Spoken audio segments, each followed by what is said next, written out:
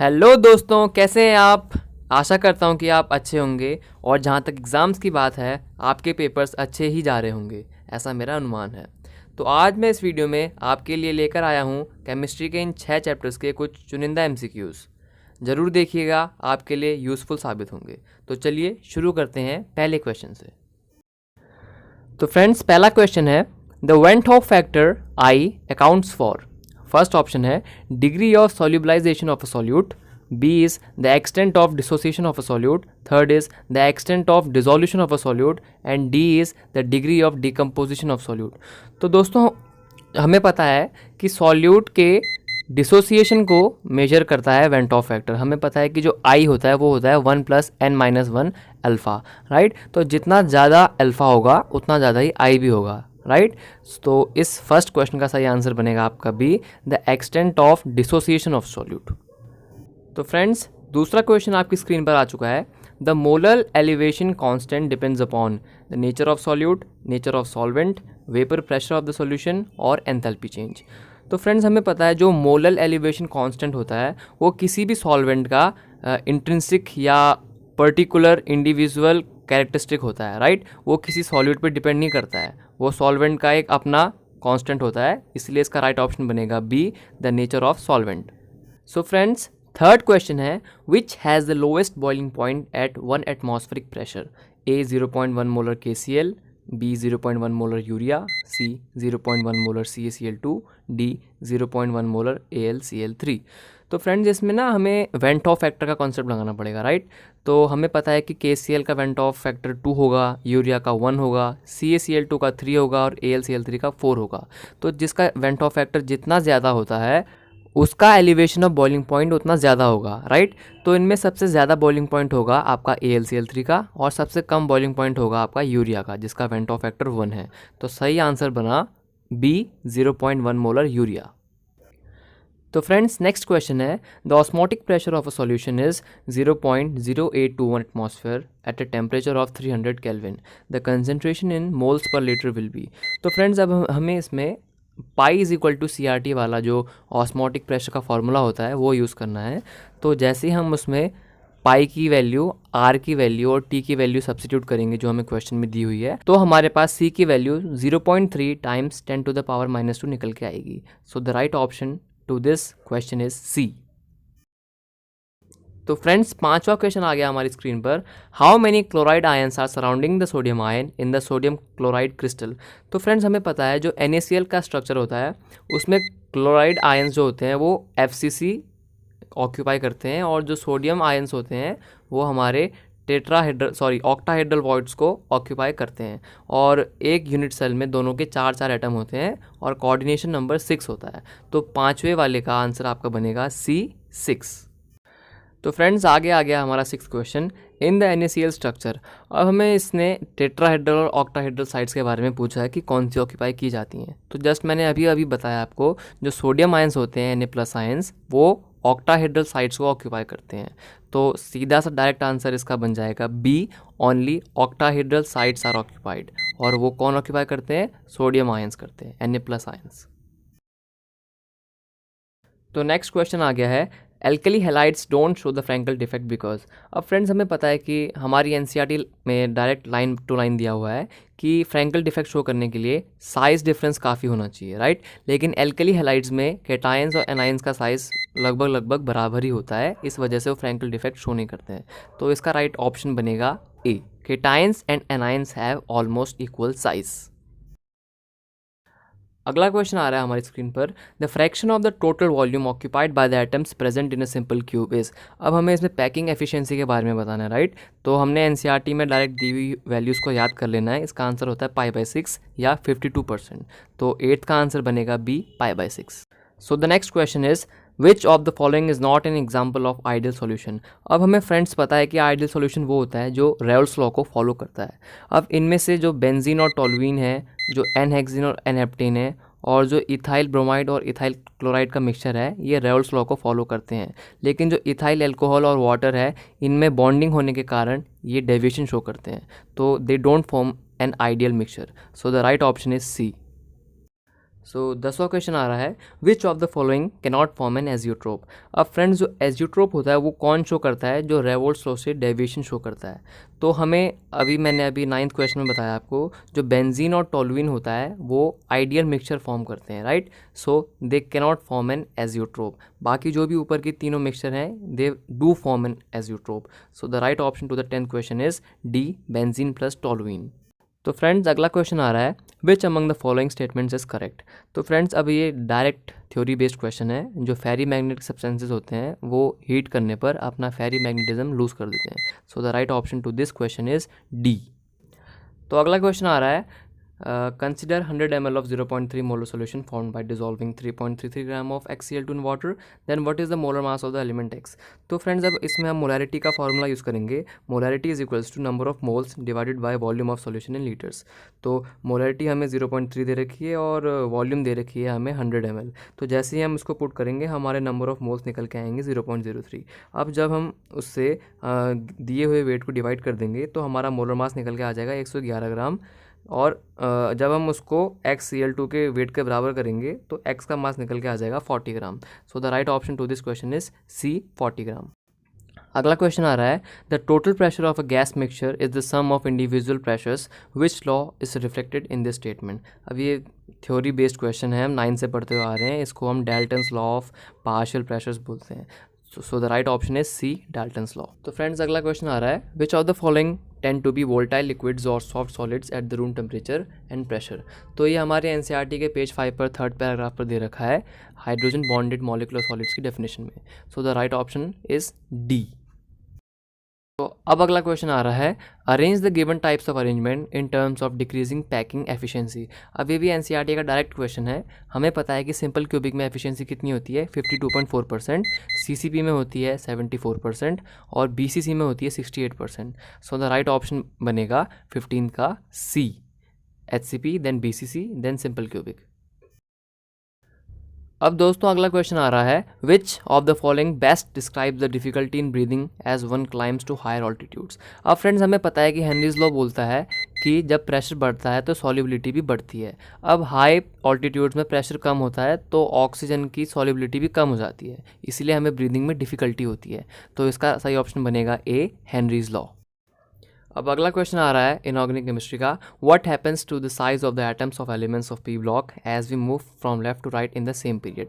अब ये भी फैक्ट है, जैसे आप लेफ्ट से राइट जाते हो किसी सेम पीरियड में तो साइज डिक्रीज करता है। सो द 17th का आंसर बनेगा बी, साइज डिक्रीजेस। अगला क्वेश्चन आ रहा है, what is the primary product of Haber Bosch process. अब ये तो बिल्कुल थ्योरी बेस्ड क्वेश्चन है। हेबर बॉश प्रोसेस में हमारा अमोनिया प्रोडक्ट बनता है। So the right option is A, ammonia. अब फ्रेंड्स अगला क्वेश्चन आ रहा है पी ब्लॉक से फिर से, what catalyst is used for the oxidation of ammonia to produce nitric acid. अब फ्रेंड्स ये भी एनसीईआरटी का क्वेश्चन है, ऑस्टवर्ल्ड प्रोसेस बोलते हैं इसको, जिसमें हम प्लैटिनम रोडियम गैस का एज अ कैटालिस्ट यूज़ करते हैं। So the right option to the 19th question is C, platinum rhodium gas. अब अगला क्वेश्चन आ रहा है, what is the maximum covalency of the nitrogen atom. अब ये तो बड़ा ही सिंपल क्वेश्चन है, हमें माइंड में एट द टिप याद होना चाहिए। नाइट्रोजन की कोवेलेंसी होती है मैक्सिमम 4। तो सो the right option is D, 4। अब फ्रेंड्स अगला क्वेश्चन आ रहा है, which of the following is formed in the first stage of a salt cake method. अब ये भी फ्रेंड्स फैक्ट बेस्ड क्वेश्चन है, आपको इसके लिए सॉल्ट केक मेथड के बारे में पता होना चाहिए। आप नेट पर सर्च कीजिएगा। इसका सही ऑप्शन बनेगा बी, सोडियम बाइसल्फेट। अब फ्रेंड्स अगला क्वेश्चन है, which of the following is not an oxo acid of chlorine. तो हमें इसमें दिख रहा है कि जो फर्स्ट ऑप्शन है हमारा HCl, जिसको हम हाइड्रोक्लोरिक एसिड भी बोलते हैं, वो एक ऑक्सो एसिड नहीं है क्योंकि उसमें कोई ऑक्सीजन का एटम बॉन्डेड नहीं है H से। सो the right answer is a, HCl। अब अगला क्वेश्चन आ रहा है, काफ़ी सिंपल है, which of the following causes acid rain. अब हमें पता है कि जो SO2 होती है वो पानी से मिलकर सल्फरस एसिड बनाती है, right. So that is responsible for the acid rain. So the right option is B, sulphurous acid. Now the 24th question is, which allotrope of phosphorus is the most reactive. अब हमें इसमें white, black और red phosphorus के बारे में बात करनी है कि सबसे ज़्यादा रिएक्टिव कौन है। हमें पता है कि जो वाइट फॉस्फोरस होता है, जो P4 मॉलिक्यूल के रूप में एग्जिस्ट करता है, उसमें एंगल स्ट्रेन काफ़ी ज़्यादा होता है 60 डिग्री का एंगल होने की वजह से, इसीलिए वो काफ़ी रिएक्टिविटी शो करता है। तो इसका सही ऑप्शन बनेगा ए, वाइट फॉस्फोरस। अब फ्रेंड्स अगला क्वेश्चन आ रहा है, like white phosphorus which phosphorus also exist as P4। अब फ्रेंड्स ये भी एक NCERT का क्वेश्चन है, हमें पता होना चाहिए कि जो रेड फॉस्फोरस होता है वो भी as a P4 molecule exist करता है। So the right option is B, red phosphorus. अब नेक्स्ट क्वेश्चन आ रहा है, what type of oxides is found by the non metals. अब फ्रेंड्स हमें पता है जो नॉन मेटलिक ऑक्साइड्स होती हैं वो एसिडिक होती हैं और उनका pH 7 से कम होता है। तो इसका सही ऑप्शन बनेगा D, oxides which are acidic. अब फ्रेंड्स अगला क्वेश्चन है, which of the following haloalkanes exist as liquids at room temperature. अब हमें पता है कि जो कम कार्बन वाला एल्केन होता है वो एज अ गैस एग्जिस्ट करता है, और जो थोड़ा ज़्यादा वाला होता है वो लिक्विड, और जो और ज़्यादा वाला होता है वो एज अ सॉलिड। तो इनमें से सही ऑप्शन बनेगा डी, प्रोपाइल ब्रोमाइड, और वो एग्जिस्ट करेगा as a liquid. So now the 28th question is, which of the following has the highest boiling point. अब यार देखो सीधी सी बात है, जितने ज़्यादा क्लोरीन एटम्स होंगे उतना ज़्यादा बॉइलिंग पॉइंट होगा। अब सबसे ज़्यादा क्लोरीन एटम्स हैं चौथे वाले मॉलिक्यूल में, टेट्राक्लोरोमीथेन, पूरे 4 Cl एटम्स हैं। तो राइट ऑप्शन होगा इसका डी, टेट्राक्लोरोमीथेन, राइट। अब अगला क्वेश्चन आ रहा है, identify the nucleophile that gives a primary amine and hydrogen bromide on reaction with bromoethane. अब जैसा कि मैंने हिंट में भी दिखाया है, ammonia reacts with alkyl halides to undergo nucleophilic substitution reactions, right? So the right option to this question is B, NH3, that is ammonia. So now the 30th question is, the reaction between the chloroethane and the potassium hydroxide is a dash order reaction। अब जो ये reaction होता है ना potassium hydroxide के साथ, ये होता है एक SN2 रिएक्शन, ठीक है। अब SN2 होगा तो कौन सी काइनेटिक्स फॉलो करेगा, सेकेंड ऑर्डर काइनेटिक्स फॉलो करेगा, बाय मॉलिकुलर रिएक्शन होगा, राइट। मैंने हिंट में भी दिया है नीचे। तो सही ऑप्शन बनेगा आपका सी, सेकेंड ऑर्डर रिएक्शन। अगला क्वेश्चन है, what is the correct order of the reactivity of the alcohols with a given hello acid. अब इसका ऑर्डर क्या होता है, टर्शियरी, सेकेंडरी, देन प्राइमरी। तो सीधा ही सही आंसर आ गया B, first 3 degree, then 2 degree, then 1 degree. अब अगला क्वेश्चन है पी ब्लॉक से, which is the largest halogen atom. अब जो हमारा 17th ग्रुप होता है FClBrI, इसको याद करने का तरीका फिर कल बाहर आई आंटी मेरे को किसी ने बताया था। तो सबसे बड़ा एलिमेंट कौन सा होता है, आयोडीन होता है। इससे भी बड़ा वैसे एस्टेटाइन होता है, लेकिन वो रेडियो एक्टिव होता है इसलिए उसको कंसिडर नहीं किया जाता है। तो आंसर बनेगा आपका D, iodine.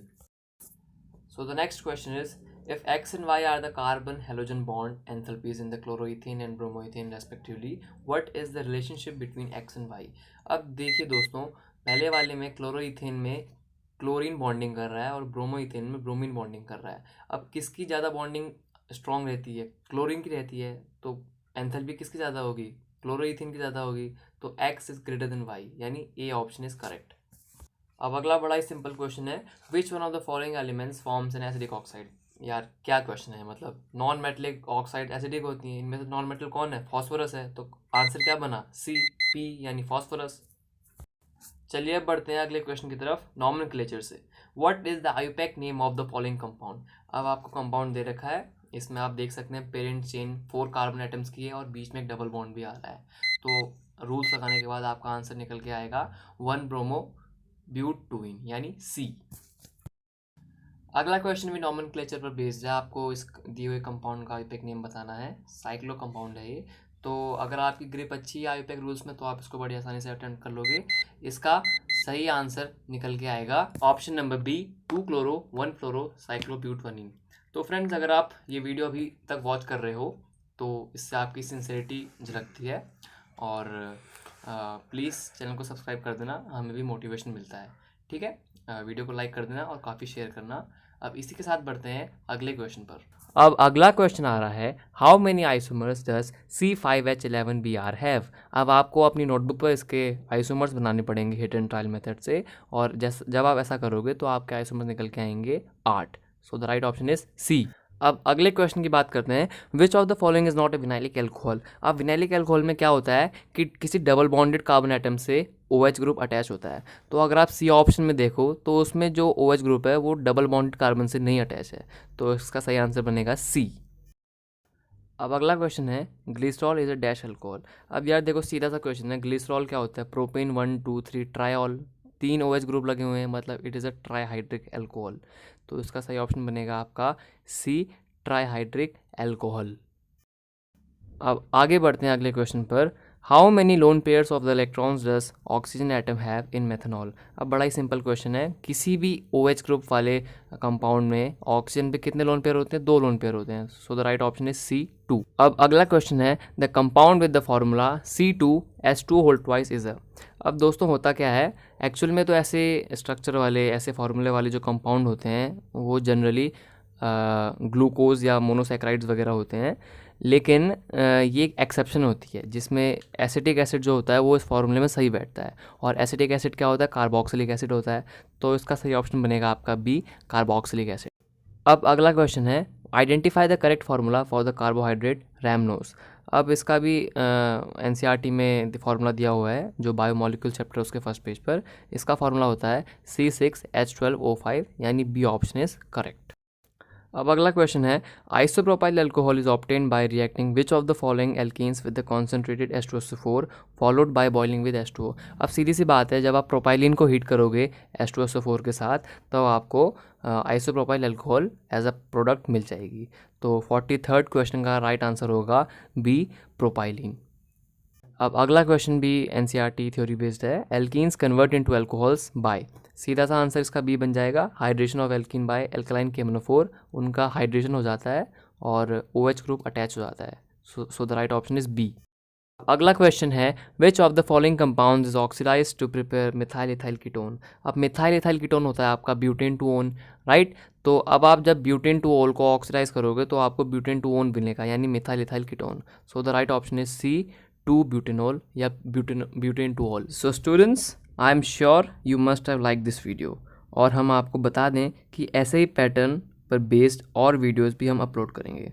So please please please आप इस चैनल को सब्सक्राइब कीजिए और वीडियो को अपने फ्रेंड सर्कल में शेयर करना मत भूलिए। Thanks for watching and best of luck for the exam.